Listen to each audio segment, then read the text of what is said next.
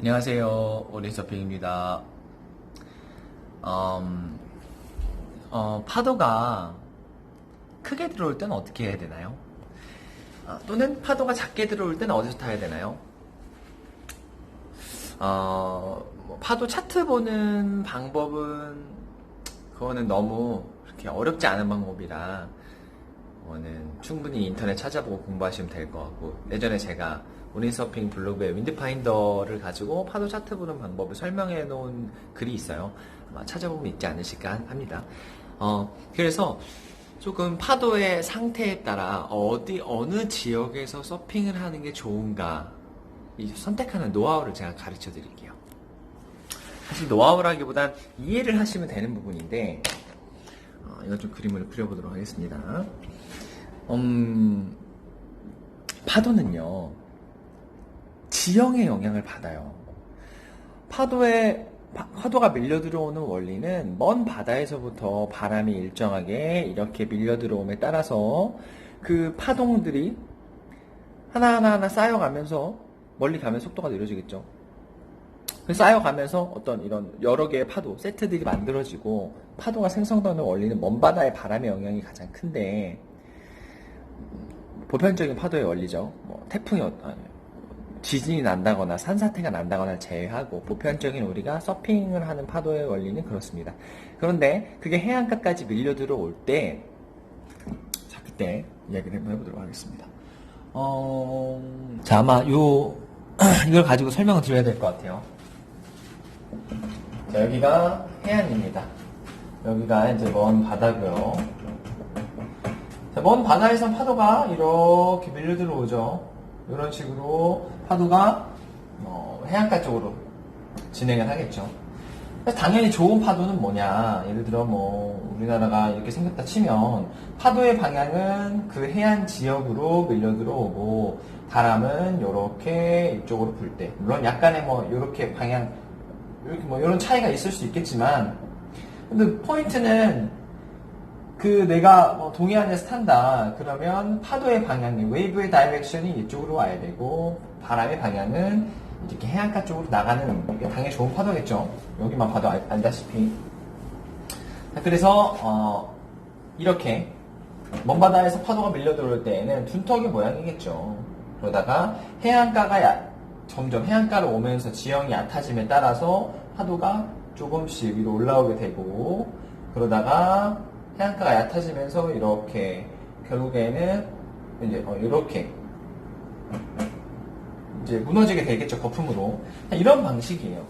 포인트가 뭐냐, 해안가가 얕아짐에 따라 파도는 척척척척척 이런 방식으로 무너지게 된다는 건데, 그러면 예를 들어 파도가 작은 날이에요. 파도가 작은 날은 어디서 타야 될까요?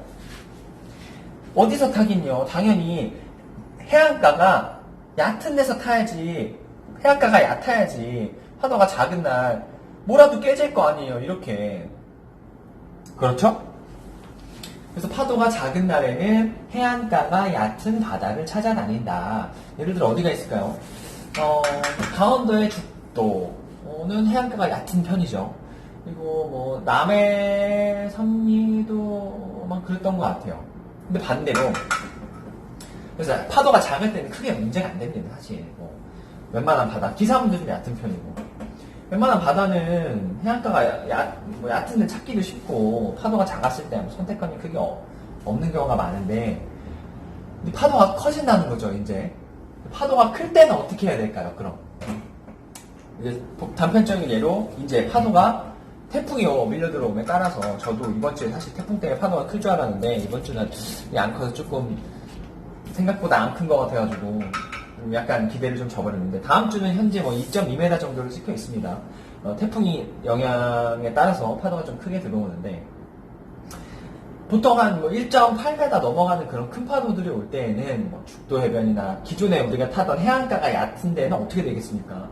웬만하면 뒤집히는 경우가 많아요. 해안가가 얕으니까 파도가 우왕 빵 무너져 버리죠. 근데 자, 이번에는 해안가가 깊은 데는 어떨까요? 해안가 깊어요, 이렇게. 그럴 경우에는 요 해안가가 깊은 요 라인을 따라서 멀리서 큰 파도가 와더라도 이렇게 매시브하게 오지만 상대적으로 좀 해안가가 얕으니까 좀 더 탈 수 있는 환경이 만들어진다는 얘기죠. 그러면 파도가 클 때에는 해안가가 깊은 바다를 찾아가면 되는 겁니다. 어디냐? 보통 우리 남해 삼리에 저기 팔봉 쪽에 거기도 해안가가 깊은 곳이에요. 남산, 팔봉 앞, 팔봉 서프 앞에. 그 다음에 동산도 깊은 편입니다.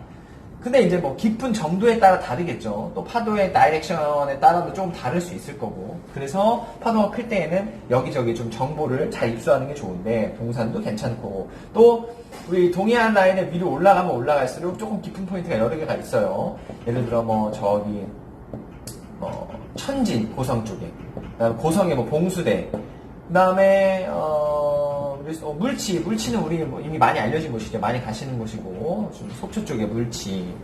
또 어디가 있을까요?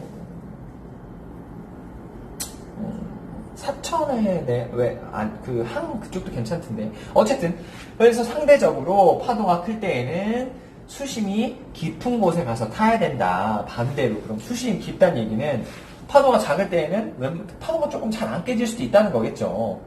그런데 가끔 태풍이 오게 되면 우리나라 지형은 바닥이 모래기 때문에 이렇게 거대한 태풍으로 인한 큰 파도들이 예를 들어 빵빵 모래사장을 때려가지고 이렇게 하다 보면 모래들이 많이 태풍 때문에 파도가 크니까 해안가로 많이 밀려 들어올 거 아니에요. 많이 밀려 들어왔으면 어떻게 돼요? 다시 많이 뒤로 빨려 내려가겠죠. 모래들을 많이 가지고 나가는 경우가 많아요. 그래서 태풍이 오고 난 뒤에는 약간의 지형의 변화가 생길 수 있습니다. 근데 그 지형의 변화가 생긴다 한들 그 해안가의 특성에서 크게 벗어나지 않아요.